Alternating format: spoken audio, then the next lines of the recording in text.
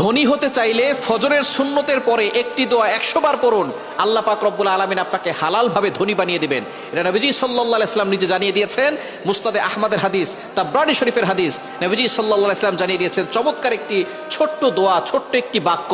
নবীজি সাল্লাল্লাহু আলাইহি ওয়াসাল্লাম বলেছেন এই সময় যদি এই বাক্যটা 100 বার পড়া হয়, আল্লাহ পাক রব্বুল আলামিন তাকে হালাল ভাবে ধনী বানিয়ে দিবেন। দোয়াটি করবেন কখন? ফজরের নামাজের সময়, 2 রাকাত সুন্নতের পরে, ফরজের আগে। মনে রাখবেন, আজানের পরে, একামতের আগে এই সময়টা আমরা অনেকেই মসজিদে গিয়ে চুপচাপ করে বসে থাকি। আপনি এই সময় আল্লাহর কাছে দোয়া করবেন। তো এই সময় দোয়া করলে আল্লাহ তাআলা সেই দোয়াটা কবুল করে নেন। আর দোয়া লা ইউরাদ্দু বাইনাল আযানি ওয়াল ইকামা, তিরমিজি শরীফের হাদিস, আবু দাউদ শরীফের হাদিস।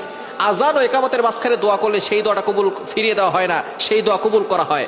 আপনি যখনই যেই নামাজে মসজিদে যাবেন, আজান দিয়েছে, একামত হতে একটু দেরি হয়, আপনি সুন্নত পড়ে চুপচাপ বসে থাকবেন না, গল্প করবেন না, আপনি আল্লাহর কাছে দোয়া করবেন। আল্লাহ তাআলা আপনার সকল দোয়াগুলো কবুল করবেন। ফজরের সুন্নতের পরে আপনি ফরজের আগে মধ্যবর্তী সময়ে আপনি সুন্নত ঘরেও পড়তে পারেন। আজান দিয়েছে, আপনি একটু আগে উঠবেন, তাহাজ্জুদ নামাজ পড়বেন, অথবা আপনি তাহাজ্জুদ নামাজ পড়ে সুন্নত আজান দেওয়ার সাথে সাথে সুন্নতটা ঘরে পড়বেন। ঘরে পড়ে মসজিদ যদি কাছে হয় তাহলে ঘরে বসে আমল করতে পারবেন, অথবা আপনি চলতে ফিরতে আপনি আমলটা করতে পারবেন। দোয়াটি হচ্ছে লা ইলাহা ইল্লাল্লাহুল মালিকুল হাক্কুল মুবিন। এই দোয়াটা যদি আপনি পড়তে পারেন, আল্লাহ তাআলা আপনার দারিদ্রতা দূর করবেন, অভাব দূর করবেন, রিজিকে আল্লাহ তাআলা প্রশস্ততা দিবেন, এবং আল্লাহ পাক রব্বুল আলামিন হালাল ভাবে আপনাকে সম্পদশালী বানাবেন। লা ইলাহা ইল্লাল্লাহুল মালিকুল হাক্কুল মুবিন। অন্য রাওয়াত দ্বারা জানা যায়, বাইহাকী শরীফের হাদিসের ভিতরে এসেছে, এই দোয়া পড়লে আল্লাহ পাক রব্বুল আলামিন তার গুনাহ মাফ করেন এবং আল্লাহ তাআলা তার কবরের আযাবকে বন্ধ করে দেন। কবর আযাব মাফ হয়ে যাবে। লা ইলাহা ইল্লাল্লাহুল মালিকুল হাক্কুল মুবিন, কবর আযাব বন্ধ হবে। এটা বাইহাকী শরীফের ভিতরে এসেছে। আর এই দোয়ার মাধ্যমে সম্পদ বৃদ্ধি হবে, অভাব দূর হবে।